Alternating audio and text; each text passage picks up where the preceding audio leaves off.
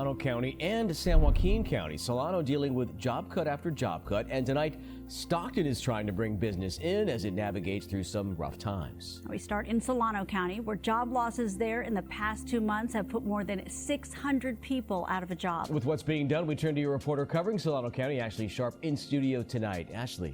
Well, one local official called this unprecedented because of WARN Act filings, and you can see them here. This is the timeline of those layoffs. In December, both Anheuser-Busch's Budweiser plant in Fairfield and also the Mare Island Dry Docks in Vallejo announced more than 300 layoffs combined.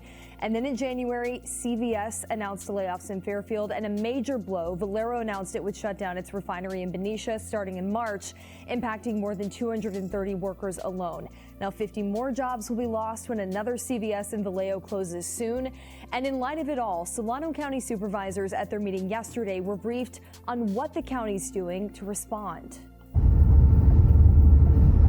It's all hands on deck for Solano County and its cities, working to act as more than 600 workers have been laid off since early December. Very telling when you talk about the potential numbers, right? The secondary and third effects of this, because it's cascading with the potential for 2,000 jobs to be lost.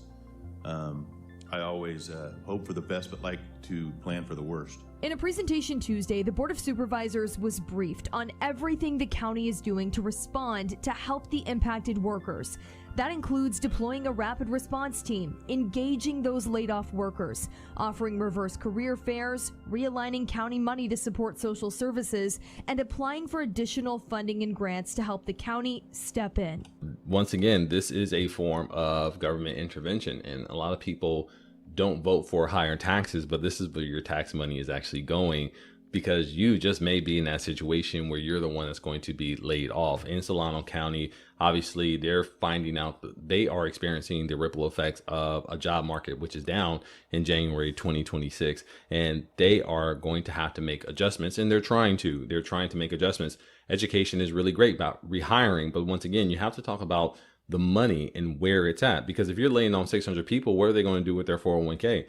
On YouTube, I'm hearing all this thing, you shouldn't invest in a 401k, they should bring back universal pensions and things of that nature. But look at this, these layoffs are occurring. They're shutting down their factory. We heard about UPS shutting down as they unravel kind of like their relationship with Amazon. And what happened? They shut down. So what happens to that pension, right? So the self-directed 401k can go anywhere that you go. So now you can't even contribute to the pension. You know, maybe there's money low because if they're shutting down their operation, they may not have enough money to fund even some of your pension. Now there may be some guaranteed money set to the side, but once again, that has to do with you and your company. And now you're rubbing your hands, hopefully worrying what's going to happen with the money that you put into or was supposed to get out of your pension. That's why contributing to your 401k is very important, because once again, that money goes with you when you lose your job. So you can roll it over into an IRA. It could be in your name. If you need it for emergencies to get you through to your next position, you can withdraw some of the assets. There's a lot of benefits to having it in your name, or at least knowing what's in it and how it can function. So we talked about in the last video that if it's under $7,000, they may just roll it over into an IRA for you, put it in cash, not even invest it. So it's sitting over there not doing anything, and you're thinking, oh, it's going to grow just like it was when it was in the 401k. And that's not always the truth. And then they may even liquidate and send you a check if it's under $1,000. And also they're going to tack on fees and things of that nature, management fees that you may not know about, because as an employer, those are employee benefits that you get. But if you're not an employee, you're not going to get those benefits anymore.